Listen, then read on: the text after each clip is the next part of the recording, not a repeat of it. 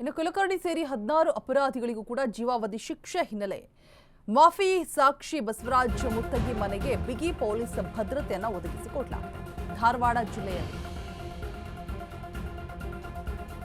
ಮಾಫಿ ಸಾಕ್ಷಿ ಬಸವರಾಜ್ ಮುತ್ತಗಿ ಮನೆಗೆ ಬಿಗಿ ಪೊಲೀಸ್ ಬಂದೋಬಸ್ತನ್ನು ಹಾಕಲಾಗಿದೆ. ಧಾರವಾಡ ಜಿಲ್ಲೆಯ ಅಶೋಕನಗರದಲ್ಲಿರುವಂತಹ ಮುತ್ತಗಿಯ ಮನೆ ಡಿಆರ್ ತುಕಡಿ ನಿಯೋಜನೆ ಮಾಡಿ ಬಿಗಿ ಪೊಲೀಸ್ ಬಂದೋಬಸ್ತನ್ನು ಮಾಡಲಾಗಿದೆ. ಕೇಂದ್ರೀಯ ಭದ್ರತಾ ಜೊತೆಗೆ ಪೊಲೀಸ್ ಸಿಬ್ಬಂದಿ ಸಹ ನಿಯೋಜನೆ ಮಾಡಿರುವಂಥದ್ದು. ಸೊ ಯಾವುದೇ ಅಹಿತಕರ ಘಟನೆ ನಡೆಯದಂತೆ ಮುನ್ನೆಚ್ಚರಿಕಾ ಕ್ರಮವನ್ನು ಕೂಡ ವಹಿಸಲಾಗಿದೆ.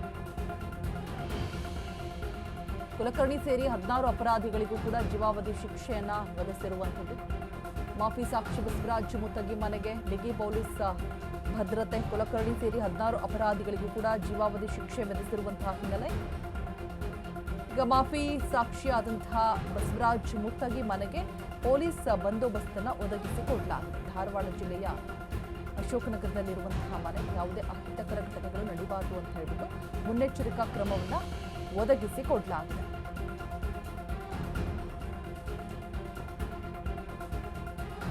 ಸೊ ಈ ರೀತಿ ಜೀವಾವಧಿ ಶಿಕ್ಷೆ ಆದಂತಹ ಸಂದರ್ಭದಲ್ಲಿ ಏನಾದರೂ ಅಹಿತಕರ ಘಟನೆಗಳು ನಡೀಬಹುದು ಅನ್ನುವಂತಹ ಒಂದು ನಿಟ್ಟಿನಲ್ಲಿ ಮುನ್ನೆಚ್ಚರಿಕಾ ಕ್ರಮವನ್ನು ತೆಗೆದುಕೊಳ್ಳಲಾಗಿದೆ.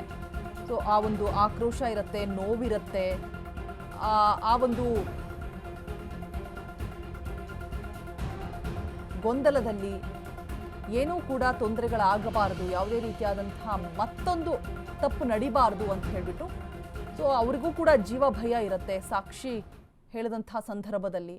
ಸೊ ಹಾಗಾಗಿ ಬಿಗಿ ಪೊಲೀಸ್ ಬಂದೋಬಸ್ತನ್ನು ಆಯೋಜನೆ ಮಾಡಲಾಗಿದೆ. ಮನೆಯ ಸುತ್ತ ನೋಡ್ತಾ ಇರ್ಬೋದು.